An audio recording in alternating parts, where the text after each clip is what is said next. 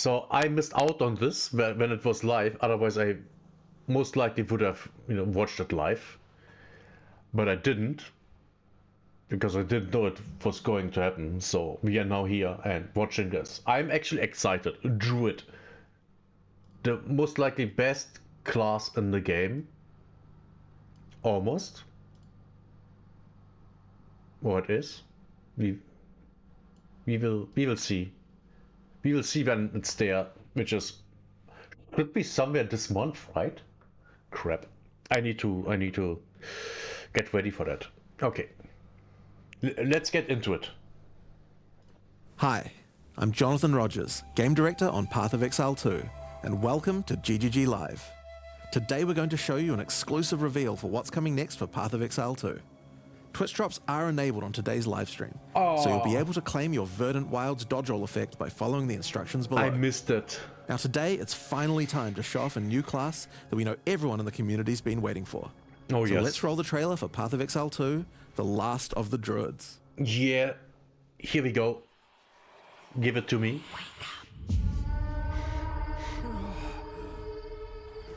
Naked dude.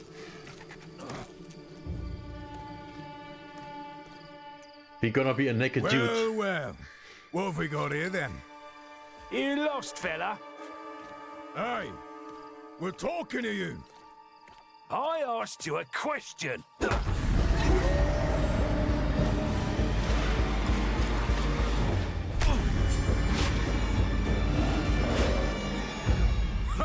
What's wrong with him? He's lost his bloody mind.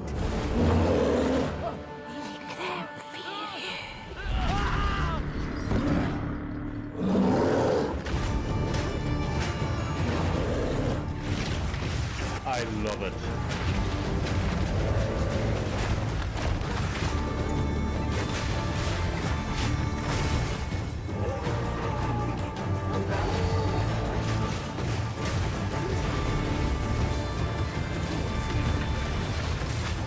Oh my god.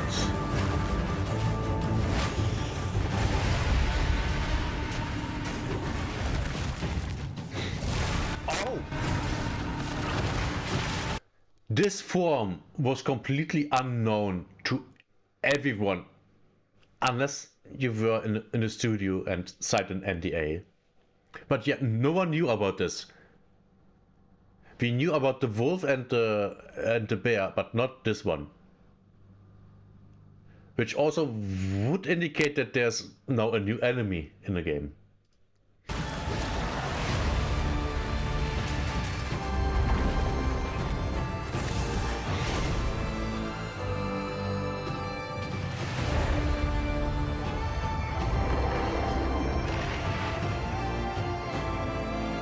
Oh my god, yes. I will find you, Eve. December 12th? That's next week. Oh no. Oh no. And I'm not done with my Arc Raider stuff.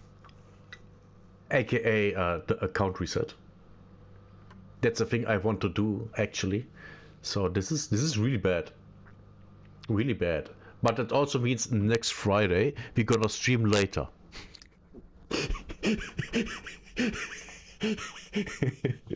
Oh. Or I skipped the Friday. I skipped the actual release, and start streaming on Saturday. We will see. Now, as you can see, the Druid is a shape-shifting elemental spellcaster. After his fellow Druids were destroyed by the King in the Mists, the Druid lost his humanity in the forests of Ogham, where he wandered for years as a beast. Now, finally reawakened, he's determined to find his lost wife and regain his humanity. The Druid has been one of the hardest classes for us to design. That's a nice background story, but also very edgy. To be fair, that's typically what the edgy kid would make his character's background story if he started playing Dungeons and Dragons. As well as having human spells, he has 3 animal forms, and we wanted to make sure that there were interesting combos between all of them. The Druid is our first hybrid strength and intelligence class. That means he needs to have the ability to use spells and attacks. Yeah. As a human, the Druid typically uses magical staves to harness the powers of the earth and the natural world. So cool. One of the first skills you will learn is the ability to create small volcanoes from the earth. This skill spits out balls of magma at your enemies, and will continue to do so for some time. While the volcano is active, turn into an animal and wade into melee range. Many of the skills you use as a human last for a significant period of time, giving you a good chance to turn into an animal and rage out. I like that. That's nice. And now we use them as a sorcerer.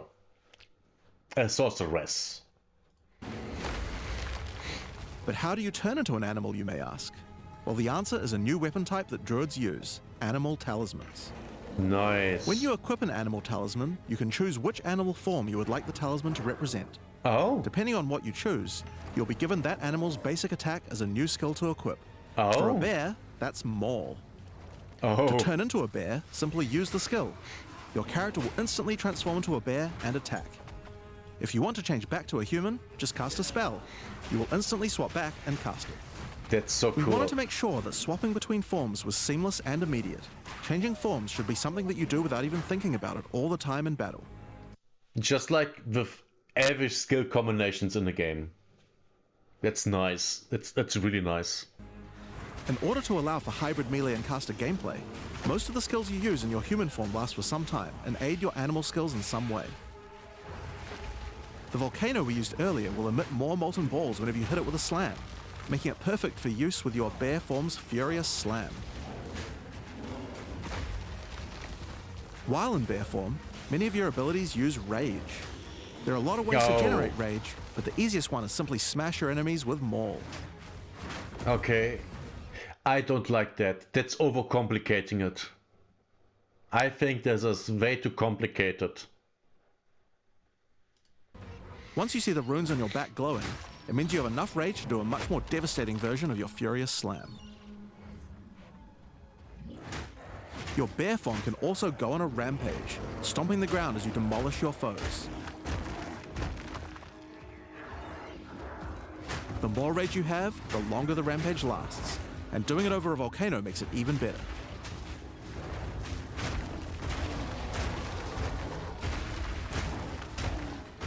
As you consume rage, your bear form will generate endurance charges, and these can be used with skills like Ferocious Roar.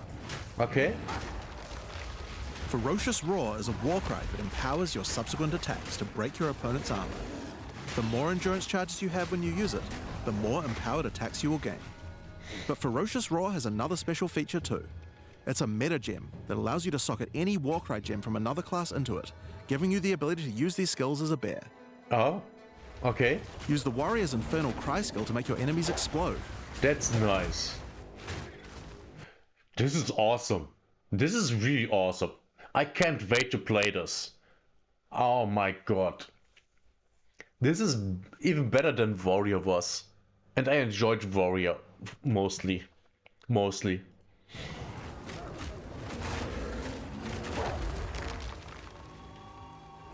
Or use Seismic Cry to stun your enemies and double up the number of slams you do.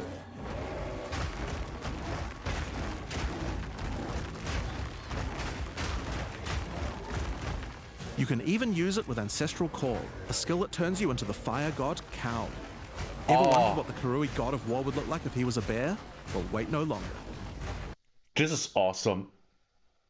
This is what GGG does with their games is so awesome. They are literally better than AAA studios. And it's not even close. Not even close. Finally, build up enough rage and you can use one of the bear's ultimate abilities, Walking Calamity. This skill summons a storm of fire around you for some time, while generating even more rage to power your other abilities. A true bear-pocalypse. Now the bear is no... This thing is completely overpowered. They will nerf this massively. Already during that leak. Probably in the first week. ...for being a slower and more lumbering animal, with slower attacks and heavy slams. But what if you want to turn into something a little more nimble? Well, let's check out the second animal form for the Druid, wolf form. For the wolf form, we wanted to go fast and furious. Even just the wolf's basic attack will leap forward and rake his foes. Nice. After attacking, the wolf stands up on 2 legs, but after running for a short time, he goes back on all 4s, allowing to move more quickly between packs of enemies. Well, it's a wolf. The wolf has a lot of cold attacks based on his association with the moon. And Oh. the first of these is Lunar Assault. It's great for freezing your enemies in place. Nice. After they're frozen, use your basic rake attack to knock shards of ice off your enemies, which land on the ground nearby and explode. If you want to get into battle quickly, you can use your pounce attack. This skill leaps at a target and applies a mark to them. Killing the marked enemy will summon a wolf minion to your side, allowing them to fight with you. Mark That's and cool. kill as many enemies as you can to build up a sizable pack. While an enemy is marked, your wolves will prioritize that target and do. That is awesome. This is kind of a minion build. I like this. I like this a lot. more damage the more wolves you have, so make sure you keep your pack strong. Now the question is, does this summoning a wolf work if I mark a boss, a unique boss, an act boss, and just have a, I don't know, 20% chance to summon a wolf when I hit them? That would be interesting to know.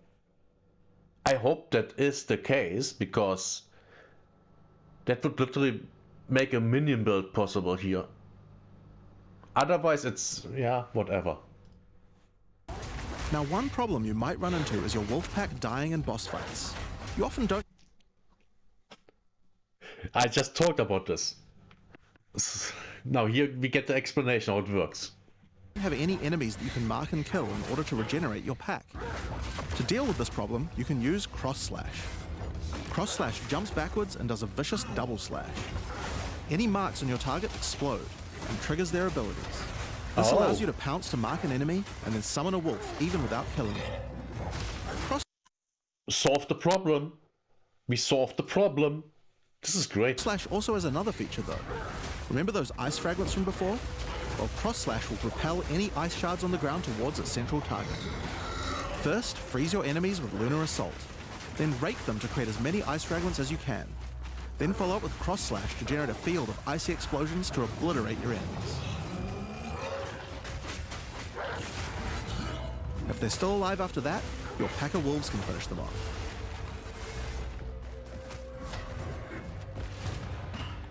Just like with the Bear's Raw skill earlier that allows you to use like skills this. from other classes, Pounce is also a meta gem that you can socket Mark skills from other classes into. So for example, you might want to try adding Freezing Mark from the Monk to Pounce. After pouncing at an enemy, Cross Slash to explode the mark and gain extra cold damage for a time. Nice. The Wolf has many other ways to go all in on cold though. Using the Arctic Howl Warcry will allow you to add cold damage and chilled ground to any slam, while buffing your pack of wolves as well. Oh my god. You can also use it to freeze enemies that are close to being frozen, making it much faster to use your other combos. Yeah, this is great. Finally, the wolf also has the ability to call down the power of the moon to transform into an Arctic werewolf with Lunar Blessing. This is In great. this form, you move and attack more quickly and deal extra cold damage. Consuming Rage will extend the duration of your Arctic wolf form, so you could try a hybrid bear and wolf build if you want to utilize the skill to its full effect. I think so far this is the best class they've created. I just say it like that, yeah. Best class they've created so far. And it's not like the other classes are bad. It's just, I mean, of course, I'm speaking because I'm hyped for it right now, right? Because, yeah, I'm watching the video. Of course, I'm hyped. But this is insane. This is so good. This looks so amazing. Most of the people playing the next league will play with Druid. Absolutely. I will. I know I will. I just don't know how I will play it. Because there are so many possibilities here. I could do just a minion build. Having my minions do all the damage and I'm just, you know, there freezing the enemies. I don't know. Could work. Could not work. I don't know. No one knows.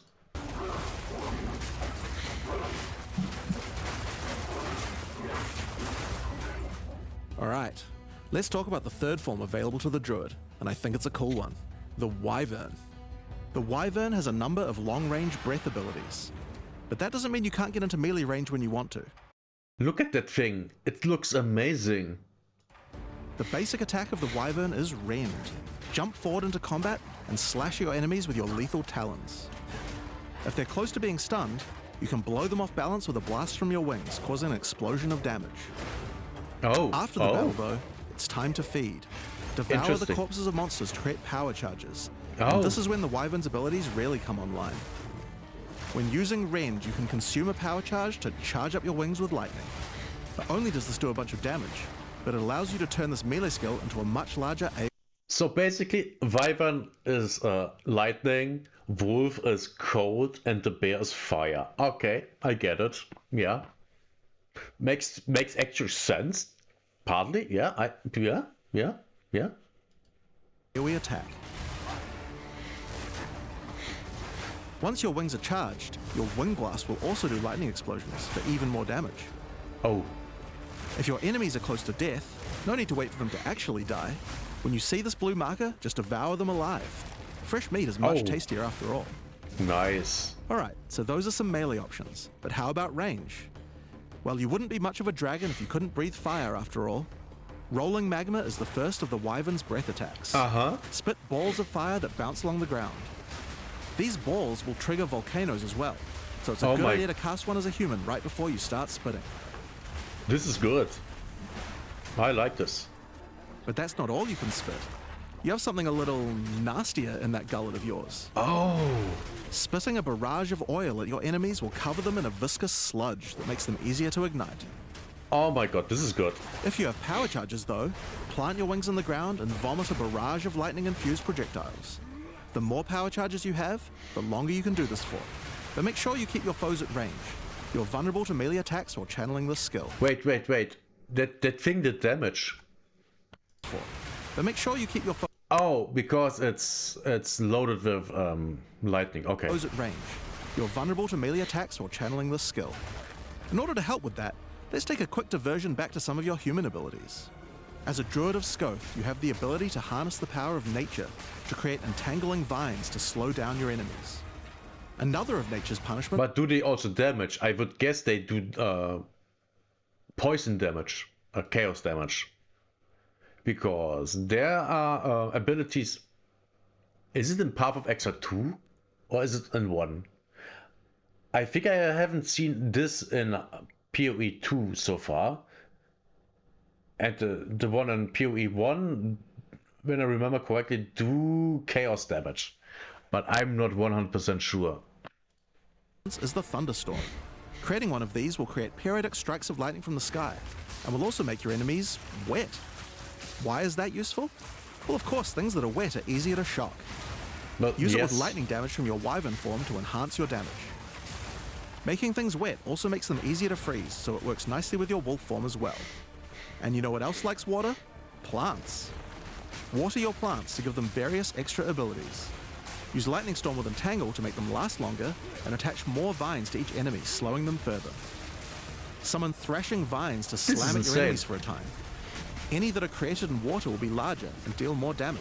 Oh my god. Now then, with our enemies sufficiently subdued with our plants, time to really lay into them with our lightning infused. You rain on them, you give them area of effect, you know, more area damage, and oh my god, this is insane. I can see people building a plant build. Oh yeah, I just have my plants doing all the damage, which basically is just a minion build. Barrage. Now, this last Wyvern ability is just ridiculous, but we felt like we had to do it. Use Flame Breath to take to the skies and rain down a stream of fire on your enemies. You have wings, so we have to take full advantage of them after all. So fly around and burn in it. Yeah, this is great. I love it.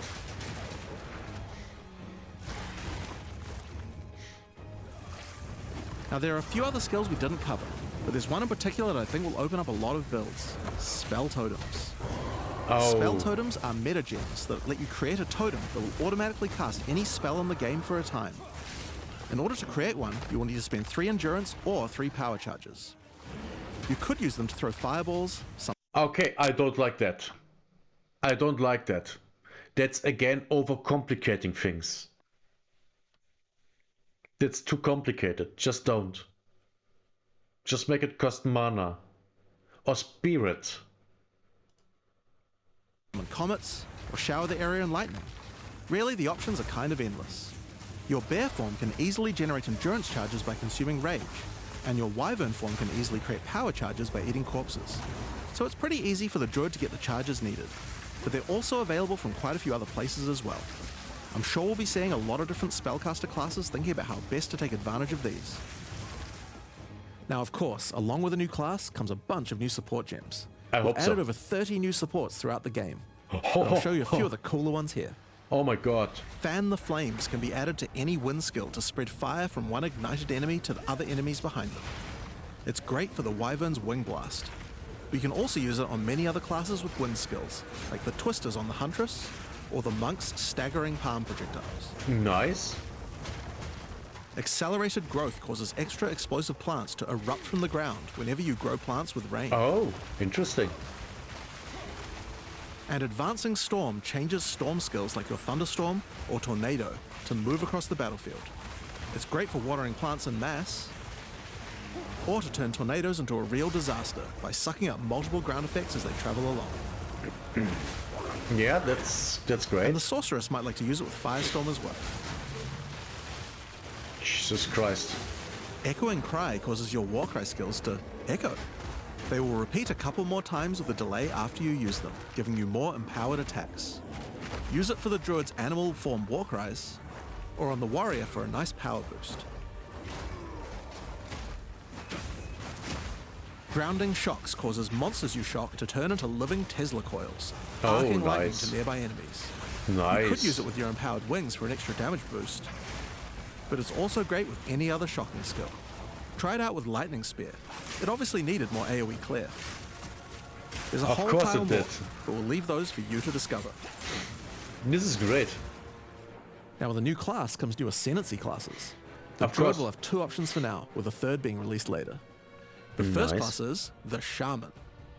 The Shaman channels nature's elemental fury and can harness rage as a spellcaster, unifying his animalistic and magical tendencies. Wow. By allocating Druidic Champion, you gain spell damage the angrier you are. And with Furious Wellspring, you generate rage continuously and can spend it to empower your... No inherent loss of rage. For the ones who don't know, you lose range after you stop regenerating rage.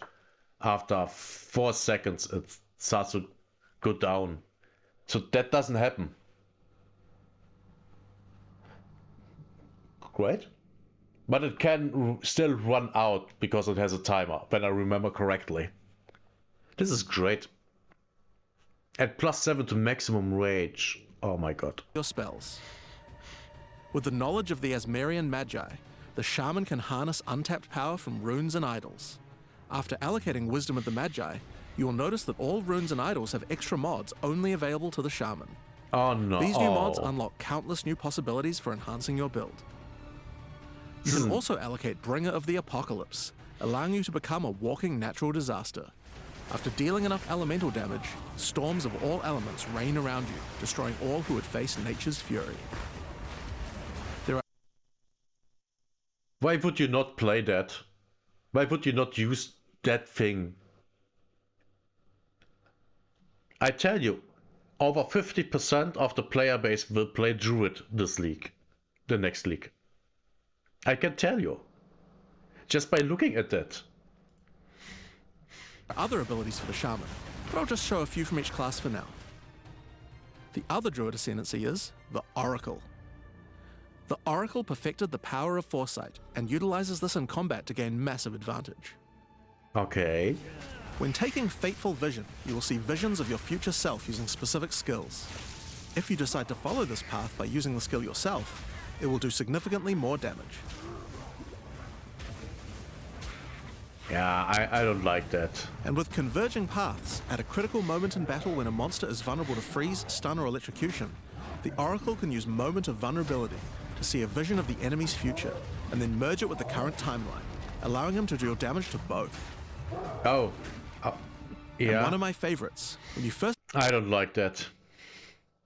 I don't like that. become an Oracle, you'll notice over 130 new extra passives appear in the Druid section of the tree. By allocating the Unseen Path, you use your power of foresight to learn from alternate futures and gain skills that would otherwise be unavailable to you. For example, self-sacrificing allows you to be able to summon more minions by reducing the spirit costs, with the trade-off of making your reservation skills cost more spirit. Or Corruption Endures, which allows oracles to have a small chance to avoid death. Both the Druid Ascendancies offer interesting and unique ways to gain modifiers that no other classes can get, so we're expecting a huge variety of build possibilities from these. I already know I will go with the not the time thing. Now there are unique talismans for the Druid to use as well. We won't spoil all of them, but this one was particularly cool. Fury of the King turns your bear form into a fire demon, converting most of your damage to fire. That's cool. As a demon, you can also use Molten Crash, a jumping slam attack that leaves fissures around you. This Oh. unique also continuously grants glory, allowing you to use your ultimate abilities more easily. That's Now, of course, the massive. Druid isn't the only thing we're adding to 040. We still have a bunch more to show. With every new release, we create a new league with new mechanics, new pinnacle bosses, Here we go. and with a new story to tell. And this time is no exception.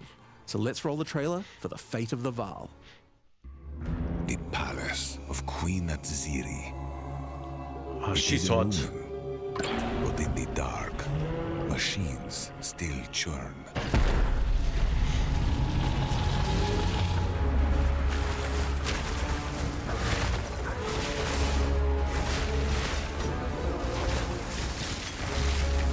The temple has many functions. And with it, a chance to save the Vaal.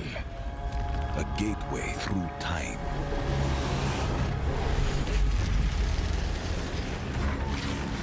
Travel into the past, again and again. Oh, I see. Alter the temple, uncover its secrets. It's basically, well, the temple with Alva in PoE 1, but bigger, bigger, and maybe even better. I don't know. We will have to play it. You will be rewarded for your sacrifice. And somewhere in the deepest chamber, my queen awaits. I beg of you, hear me. The beast cannot give you what you desire. You may have studied it, Dorian, Oh, but you... oh no, she has a nose ring. But damn, I want that outfit for my characters. And yes, I mostly play female characters. do not know it like I do. It adores me. Uh-oh. Come now, give unto me your desire. At last, fulfill my soul. We have nudity. It looks good. Hi, I'm Mark Roberts, Game Director on Path of Exile. In the Fate of the Vaal League, you will find remnants of the ancient Vaal civilization scattered throughout Rayclast. They seem to attract nearby creatures and affect them course. strangely. After killing them, the remnant appears to gain some amount of power, but not enough to fully activate it. It seems you will need to find 5 more of these arcane devices. Of course. And sacrifice the monsters you find there to fully activate one. But things don't always go to plan. These devices are old, and sometimes infected by corruption. Of course. Twisted versions of ancient Vaal may emerge, and sometimes even stronger foes. On fully Okay. activating one of the devices, you finally discover its true purpose. A portal opens and takes you deep underground to a lost temple. once the home of Atziri, Queen of the Vaal. What treasures could still be inside? So it's kind of a mix between Alva's temple thing and Sanctuary from Path of Exile 1. I think you're gonna want to find out. In front of the entrance is a console of some kind, and on activating it, you can see a map of the temple. Atziri's personal chambers are on the far side, but how could anyone get there? There are disconnected rooms, and the layout doesn't seem to make sense. And that's when you realize the purpose of the ancient devices scattered through Rayclast. The temple is powered by sacrifice, and this energy can be used to modify the very structure of the temple itself. Each time you run the temple, you will be given 6 rooms that you can place, allowing you to craft your own dungeon to explore. Place paths to link up the dungeon, and place rooms beside them full of precious loot. Okay, yeah. After you are happy with your choices, open the temple and discover the results of your efforts. Each room contains different challenges along with its rewards. On entering a room, the doors will slam shut behind you and you will need to face the encounter within. Okay, yeah. But choose wisely. It's important where you place the rooms to get maximum returns. For example, when placing a commander, you could just place it anywhere along an existing path, but a much better strategy is to place it next to a garrison of troops for him to command. That increases the loot, I would guess. With better leadership, the garrison will level up, making the monsters harder, but also more rewarding. Different rooms have different requirements for leveling up. For example, if you want to fully level up a smithy, you will need to supply it with golems from an adjacent golem works, and hook up a generator to the power network to supply it with power. After doing so, the golems will be powered up, making them much more dangerous. You don't need to memorize what interacts with what. When selecting a room, you will be shown the locations that will make other rooms level up, and exactly what effect it will have on the temple. Nice. Perfect. After running the temple, a few of the rooms will destabilize and be removed. It will be up to you to rebuild the temple, adding 6 more rooms each time you come back. Making the temple larger, and larger, and larger. So, that's the basic functionality of the temple. But interesting. There's a lot more. It's very interesting. Once Doriani finds out about your travels to Leraval, he will attempt to persuade you to take on a new mission. The temple entrance contains a prototype of the time portal device. Of course. It will be able to take you back in time, but only to one specific point.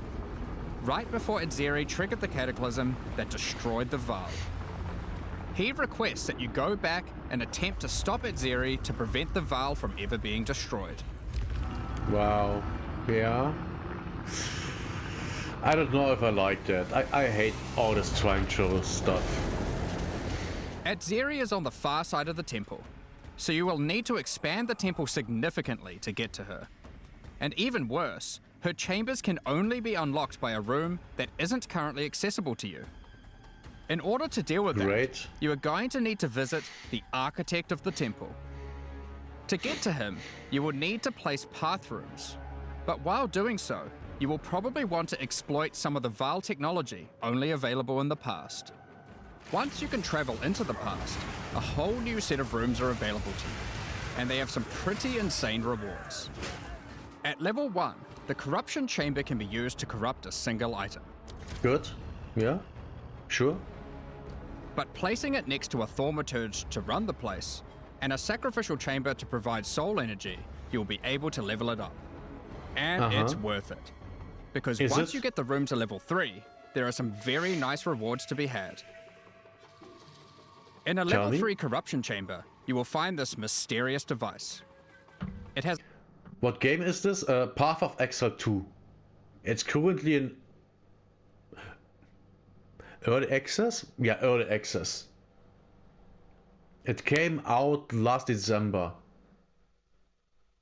And this is the 4th really big update. a slot to place an item, and it only accepts items that are already corrupted. What The will happen to them? Diablo-like game. Well, Diablo, normally but once an better. item Yes, is corrupted, yes, you much can't better. modify it any further. But this device allows you to corrupt your item a second time, Oh. adding another enchantment. Oh, This has the capability to craft some very powerful items indeed. that's But great. be warned, the Vaal are all about taking risks in the pursuit of power. There is a 50% chance that the item will be destroyed.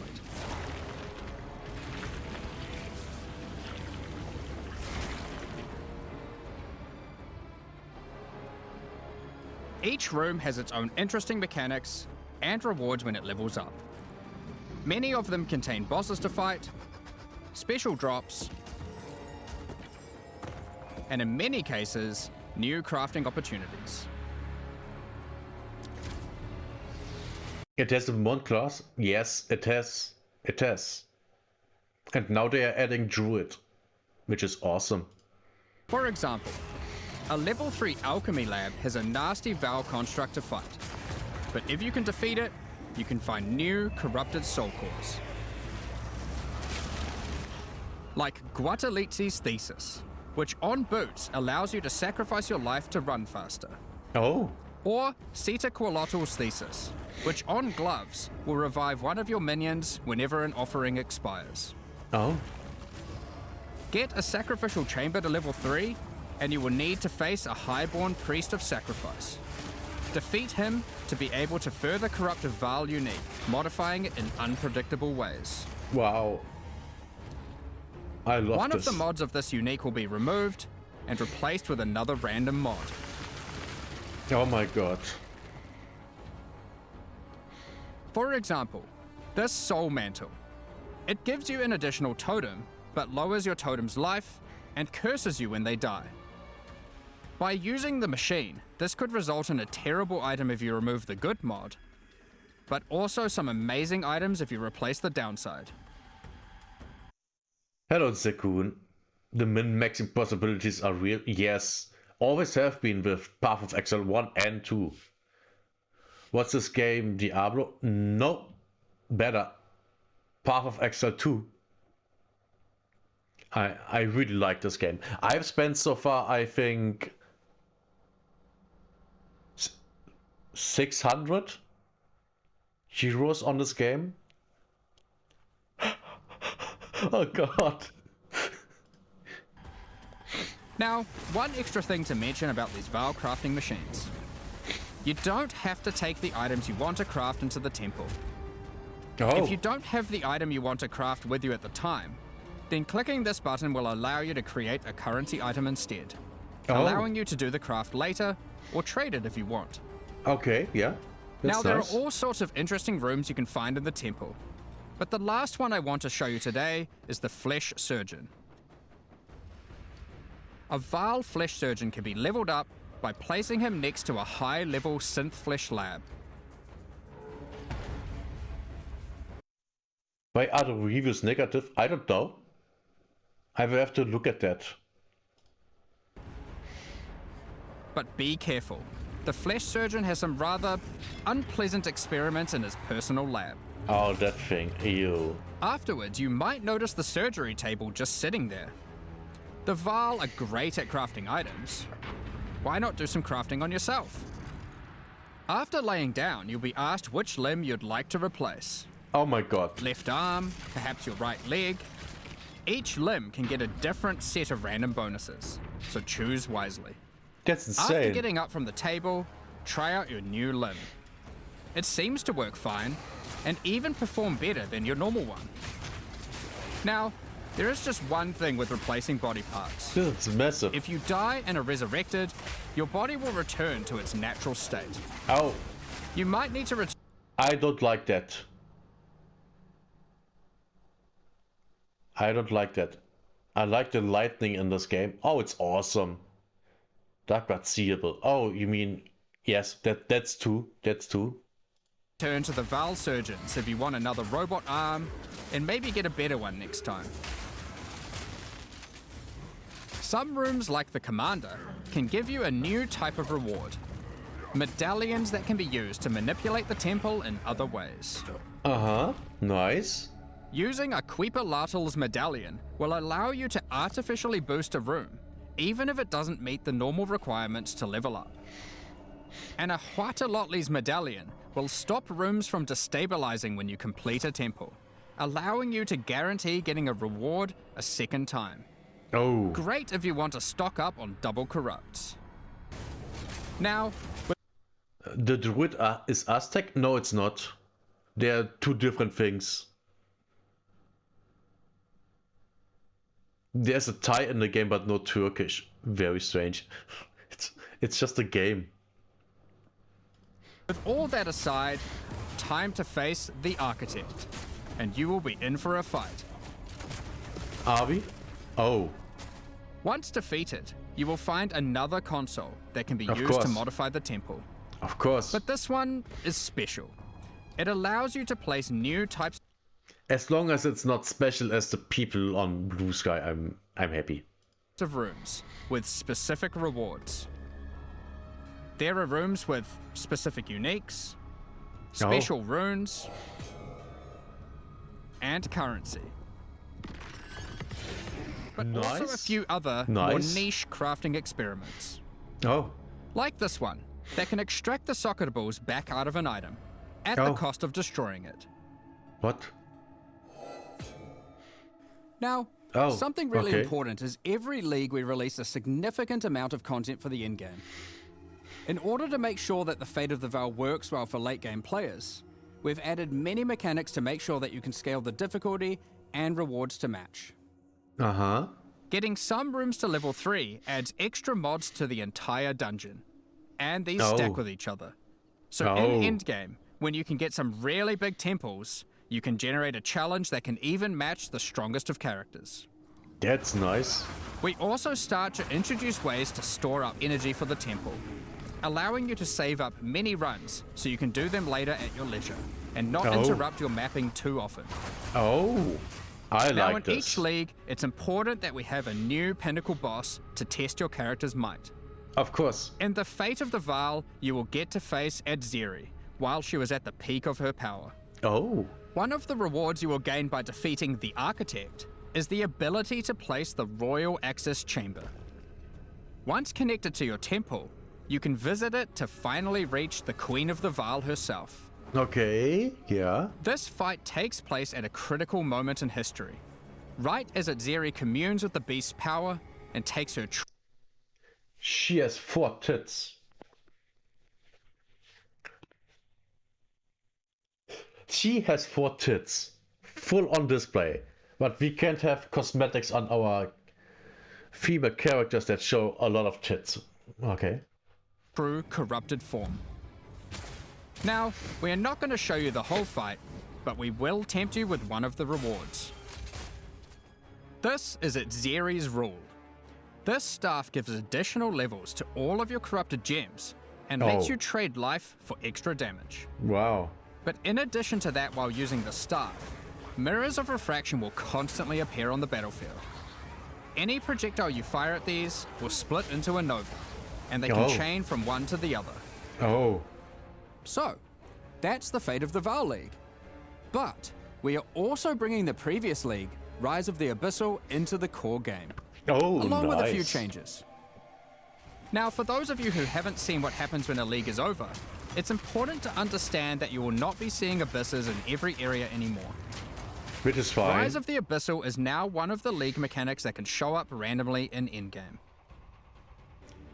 If Okay. you want to specialize in running abysses, there is now a tablet that will allow you to add them to any map you run. You can also craft the tablet to add abyss-specific mods to enhance how they function. Now that Abyss is core, it also needs its own Atlas tree. You can gain your first points by completing an Abyss. But there are more available for doing depths and killing certain bosses. And there are a bunch of different options. You might just want more monsters and bosses. But you can also make finishing an Abyss have a chance to overrun a nearby map with the Abyssal. Oh. Or make your Waystone modifiers also apply to abyssal depths. Wow. You could specialize in the interaction with other leagues, or specialize in a specific abyssal faction. Uh-huh. Okay, One of the yeah. important elements that we have heard loud and clear is that needing to do abyss crafting on Waystones is quite annoying. So, we have removed that. In fact, we have removed instilling from Waystones as well. This mechanic felt mandatory on maps because it boosted the value of all other content, but it was both annoying to do and resulted in a lot of visual clutter. Instead, we are bringing back some of that power on tablets, which you don't need to craft nearly as often, since they last for 10 maps each. Uh-huh. Once you defeat the Arbiter of Ash, you will be able to upgrade tablets to a rare with 4 mods using regular currency. Ooh, nice. Even this isn't enough to fully bring back the power you could have gotten from instilling, so we have also buffed the bonuses that tablets give. Going forward, we're not going to be adding any more crafting directly to Waystones outside of the basic currency, because it adds too much micromanagement. Okay. But on that note, Nice. Fate of the Vial does bring the ability to corrupt your tablets, hoping to get one of many different random outcomes. Now, with regard to Delirium Fog, even though you shouldn't have to have it on every map anymore, we still did want to make it less visually annoying. Delirium Fog has been toned down significantly, so you won't feel like you're just playing in a sea of grey. Nice. Another big source of problems in the endgame is the feeling of getting overwhelmed with monsters. In 031, we reduced the number of monsters in early endgame in order to help with this, but still scaled up the number of monsters to previous levels by the time you got to tier 15. Okay. Well, after letting this simmer for a while, we are still getting this kind of feedback. So we are no longer going to scale up the number of monsters you go as you get deeper into the endgame. Instead, we are scaling up the difficulty and rewards by the same amount. So to be That's good, right? I think that might be the right decision, yeah? clear, instead of increasing the number of monsters by 40%, they will instead drop 40% more items, grant 40% more experience, and have 40% more life. In addition to all the normal scaling they get, Sounds good to me. due to being higher level. This only applies to regular monsters, not bosses. We have Thanks, Daddy.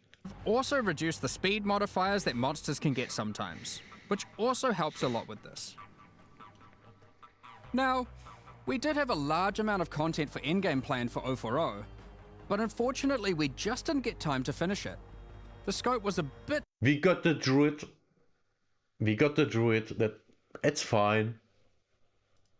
too large, and so we'll need to wait until 050 for that. But rest assured, there will be a ton of upgrades for the existing leagues, as well as new pinnacle bosses, and a significant overhaul to the Atlas passive tree coming soon. Oh, Now, nice. another problem that becomes a much bigger issue in the endgame is game performance. Yes. And we have done a lot of work here. The primary issue is CPU load. And to address that, a lot of things have been optimized. And we have done a lot of work to take advantage of more of your CPU cores. Thank you. I mean, I have 8 cores and 16 threads. So yeah, please take it. Make my game run better. You should see frame rates of at least 25% higher, Wow. and a lot less bad frame spikes during gameplay. It does make quite a big difference, especially on consoles. A lot Especially on consoles. Ah, stupid console players. more work in this area is ongoing, and you will continue to see performance improvements over the next few months. Of course, Oh, they're further increasing the performance. Oh, thank you. I'm looking forward to this. another important area is game balance, and we have made a lot of changes. Now, most of Nice. these we will save for the patch notes, but I'll do a quick summary of some of the numbers. As well as adding 11 new unique items, we have Wow. rebalanced dozens of others that are not currently used very often. Oh, okay. We've also done a pass over lineage supports. 21 of them have been rebalanced, as well as Nice. adding 9 more. Alongside the 2 new Druid ascendancies, we have made balance changes to almost all the others, Oh, with some of them getting a grander rebalance, such as the Smith of Katava. Alongside the 20 plus new Druid skills, we've also rebalanced 90 other active skills. 90 active skills got rebalanced. Wow, that's a lot. Across all the different classes. And to top it all off, there are also over 250 new passive skills added to the passive tree. These changes should go. Are we at the point where we are overwhelmed? Oh, we are already past that. Okay. Add more, please. Please, more. A long way to increase the viability of many more skills, uniques, and overall build variety that can tackle our most challenging content. Next up, we're going to be talking about our new supporter packs. Okay, are they good? Today, we're launching 2 new series of supporter packs. The This already looks good. This pet looks good. Oh no. Precursor and Kalgurin packs. Each tier contains the pack's full face value in points, alongside several exclusive microtransactions. As always, the microtransactions in these packs are purely cosmetic and do not affect your character's power or progression in any way. The Precursor series of supporter packs contains 6 exclusive microtransactions. This... If you're into fire stuff, this is amazing. I like the pet, but... And this one. Just saying. First up, the Marble Statue character effect. Once you finally stay still for a moment, a podium rises up out of the ground to immortalize you, turning your skin to marble. When you next move, the stone crumbles around This is funny. I like this one. you. The Precursors had mastery over gravity manipulation. So too can you, now with the Gravity Well portal. Oh my god. Witness the power of its pull as you approach it. This looks like it could crash every PC out there. Draw in enemies with your own gravitational pull with the Awakened Precursor armor set. The Precursors Nice. designed and built many mysterious ancient beings. This one used to serve as a scout that would patrol and tase intruders. I like this. This Why looks salvage nice. gear yourself when the Master of the Forge can do it for you? Molten gold spills out as the Forge Master breaks down your items. The Relic of the Precursor's map device is a mysterious machine that Uh-oh. This looks amazing. Uh-oh. sits atop ancient colossal statues. It keeps track of the number of charges consumed on your Precursor tablets used in the device. The Kalgurin pack series also contains 6 exclusive microtransactions. The Kalgurins had astounding skill in astronomy, being able to track cosmic events with absolute precision.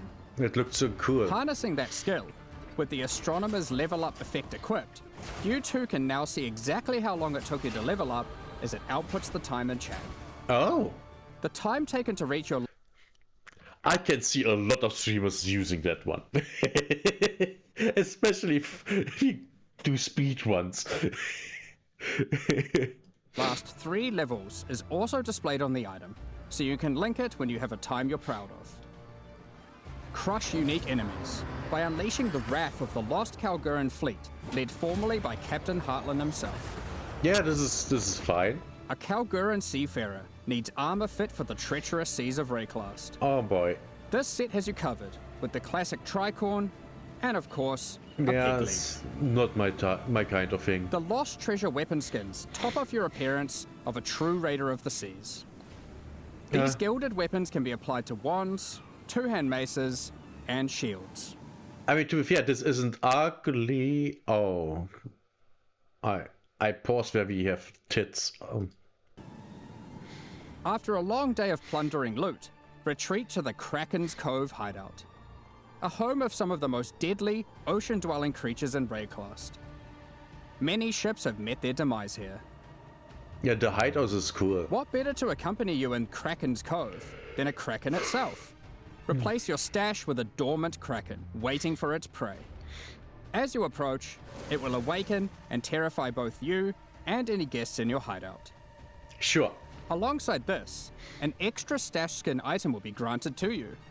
What? And when placed, will automatically open to any stash tab set with the currency affinity, to help having to navigate through your tabs. Okay. Additionally, any microtransactions from the supporter packs will be made available for use in Path of Exile 1. Man, seeing Path of Exile 1 graphics right after Path of Exile 2. Oh my god, this is it's so bad. Producers will get a good amount of money from this update, yes. I absolutely think so, yes. Number one, that's it for this video. If you liked what you saw, give it a like, subscribe. See you next time.